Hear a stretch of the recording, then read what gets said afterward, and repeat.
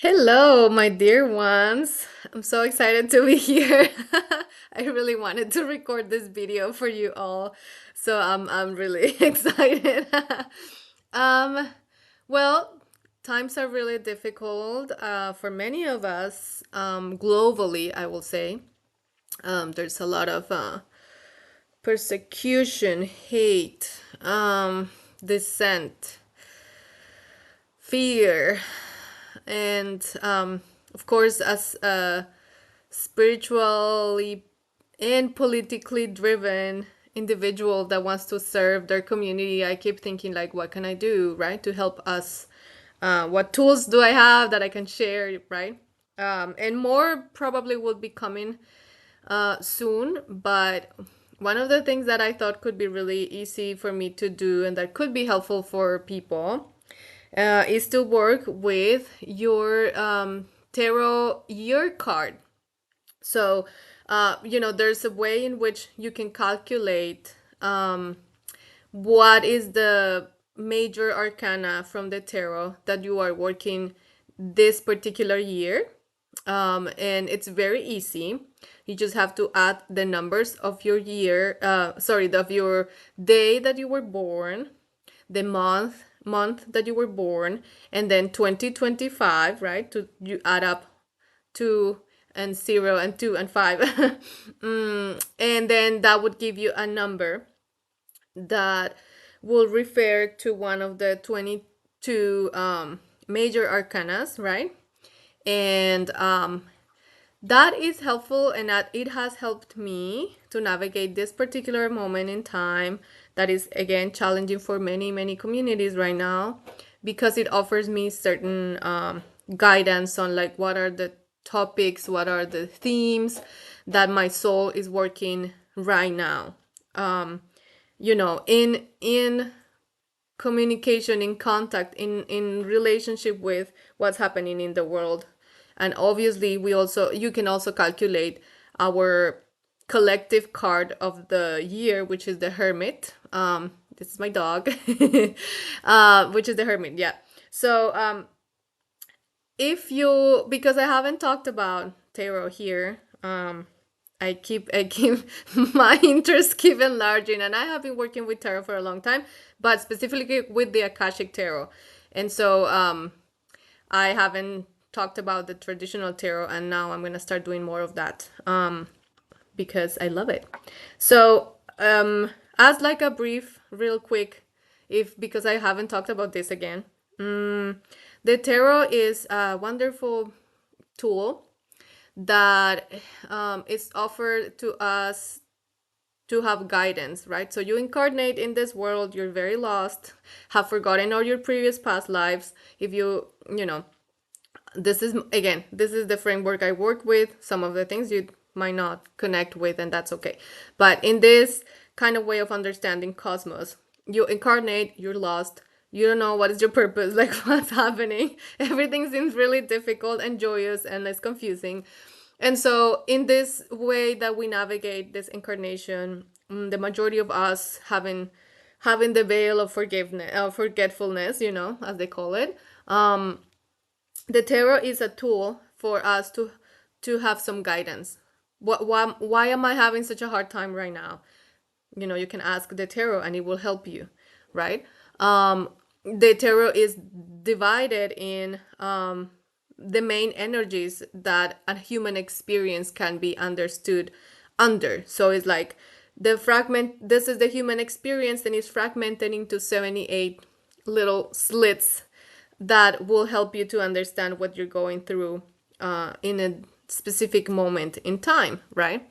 And when you calculate your card of the year, you're using the major arcana, right? Which actually makes the difference between a playing card deck and a tarot card deck, right? The one with guidance and stuff. It has, besides the suits, it has the major arcana, right? So again, it's just really brushing through it really fast context. But onto the interesting part. And so if you are trying to understand what are the topics, themes, energies, archetypes that are you working in this particular year. And I'm use the Gregorian calendar, so you might have different if you use another one, but in my case, the Gregorian one, it has helped me. So I'm gonna give you an example of my card of the year, so that it infuses and inspires you to infuses interest and inspire you to go look for your own card of the year. So adding up 2025 and my day and my month, I get 18, which is the moon card. So I've been struggling a lot this year, and after I learned that this is the card of the year, I was like, oh, of course, this makes all the sense. And so a couple of things that I invite you to look at, and using my case as an example. I have always been fascinated by the sky, right? But this is the first time that I have been pulled to look at the moon more directly, more interested in the moon. I just, if you saw previous post, I just woke up at 3 a.m. and stay up for 3 hours taking pictures of the moon in her eclipse. The last one that was really impressive, and that is nothing I would have done before. I was like, and then I've been working with crystals, and I have been working again, not knowing this is the card of my year, with selenite, which is a crystal that you use to communicate with the moon and also for healing, right? So after I got the the news that I was working under the moon card, I started to do research on it. So that's what you would do. You'd look at, Google whatever is the card that you're working with. And so in the Rider Tarot, which is more traditional, this is the moon card. It has, it's supposed to be night time, right? Although the moon looks like an eclipse, again, eclipse. You have howling animals, dogs slash wolves, right, howling at the moon. And you have a little crustaceous figure here that's coming from the waters to the earth, which is out of their comfort zone. And there's two towers here, but you're not in the tower, you just see the path right here. So the moon card is really asking you to connect with your intuition, but the difficulty is that you can be overflown by your emotional landscape, right? You're also coming out of your safe place, like the crustaceous, right? And it's also an invitation for you to connect with your wild side, which is, the animals howling, and trust your own knowing. These little things here are reminders that spirit is with you in this path. But as you can see, there's no human figure in this card. So it's really like an energy, and it's intense, and you don't have, there's a path, right? But you don't really have any guidance of angels or anything as in other cards, but really these animal companions that it might actually represent you. So this is a time where you are called to trust your inner knowledge and to explore your inner waters, your subconscious, right? And it is difficult, again, because a lot of emotions surface to the point of completely drown you.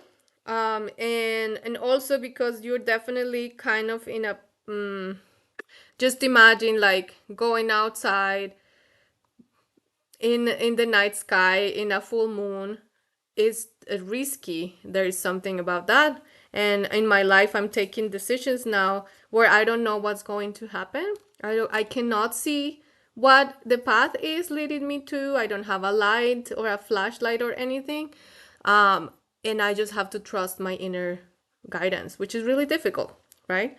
The kind of equivalent, if you have worked with me in my tarot, Akashic Tarot readings, I wanted to show you this because some of you have worked with me with this deck, is this card, which is called Reflection, right? So when you have it in this position, again, the full moon, right? Well, it is a scary journey. Like this, you're in this boat and you're trying to see where it goes, but it's kind of creepy, right? And if you got it like this, it means that all of your emotions are like washing you over, and you cannot be. It's really tough. So you gotta be, in tune and keep your practices and everything that helps you be anchored to navigate these waters, right? So this is an example that has allowed me to understand where I'm at right now, and it makes a lot of sense. It's a reassurance for me also that I'm okay. It makes sense. Everything I'm experiencing right now makes sense. And as I told you, this is the card 18. So if you have a number like mine, you can also reduce it to 9. So 8, 1 plus 8, 9, which would also like give you some guidance of like what else are you working with, like a smaller number, right? And what I saw is that the card I'm working with, if you reduce the moon, is the Hermit, which is the topic of all of us in this year. So I'm like doubling down on the, the work. The Hermit, different from the moon, has a flashlight, has a little light that's going with them, but they are like alone, and they are in like the snow, and they have a little like stick. But it's a journey that is very introspective. It's very um, self-reflective, and the Hermit is letting go of a bunch of stuff that they don't need anymore, right? It's in the fifth spirit tarot, which is my favorite. This is the Hermit. It's beautiful.